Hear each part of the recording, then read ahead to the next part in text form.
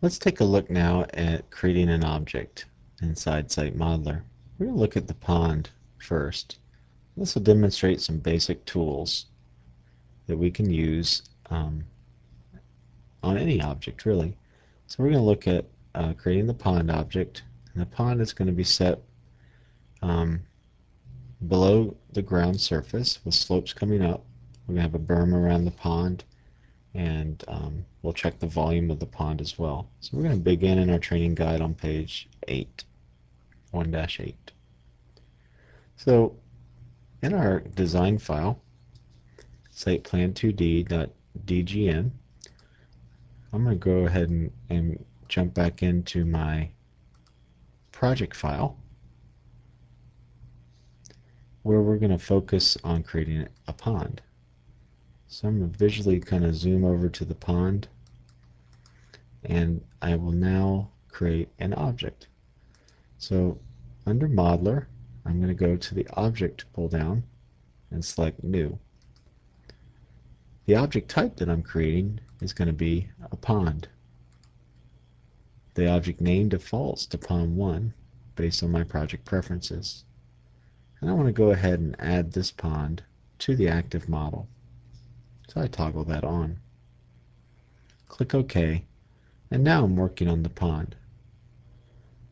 So I can see here I have an active site object control tool frame that's open and up when I'm in Modeler, and it shows me the model and object that I'm working with.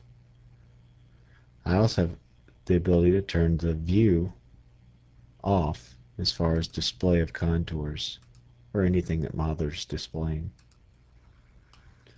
This is dockable and can be pushed up to the top.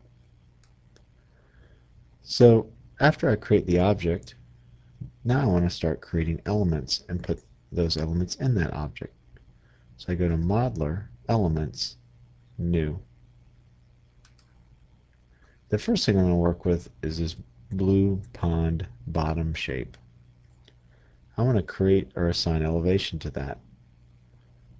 I'm going to assign elevation, and when I'm done, I'm going to have it add it to the active object, Pond 1. We give you 6 ways to assign elevation to elements. We give you 5 ways to assign elevation to a point, and later on we'll look at creating sections. That's multiple elements at once in a section. But first, let's take a look at element. I can assign elevation to an element based on a slope from another element, based on a slope from a point, based on a slope from a point but stay on the element and go along it. Drape, calculate the elevation by draping that element on a surface above or below it. So, calculating it based on a surface. I can assign elevation simply by keying in the elevation that I want. That's called constant elevation. And then I have it use alignment, where I have a chain and profile in coordinate geometry, and I can assign elevation based on that information. I'm going to use the Drape on Model Object tool. So select that tool, and we're going to set the feature type. So here's where I'm going to assign the feature type as break line. So we're assigning the DTM feature type. And then how do we want to assign elevation? I want to assign elevation by draping this on the object ground 1. So what we're going to do is we're going to look in this area at the object surface ground 1, and we're going to figure out the elevation. And I want to figure out the elevation at a certain point. In my case, I want it to be minimum elevation in that area.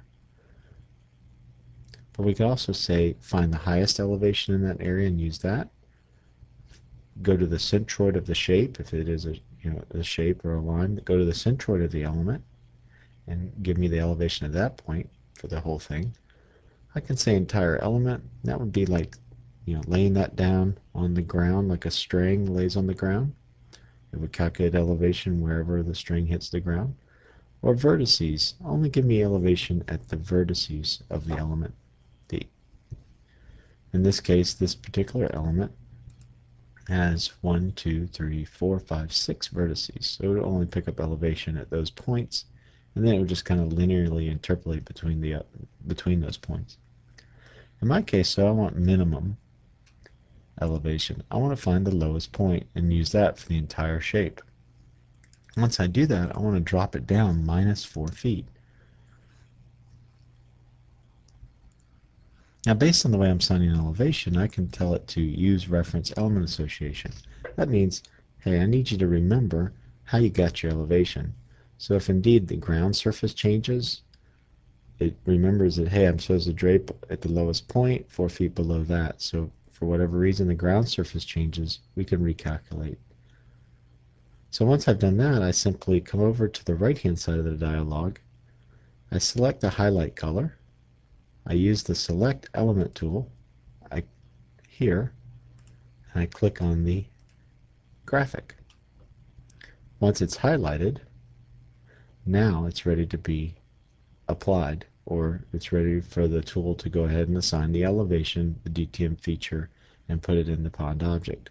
So I click Apply, and it goes through the steps and puts this element as a break line 4 feet below ground at the lowest point inside pond 1.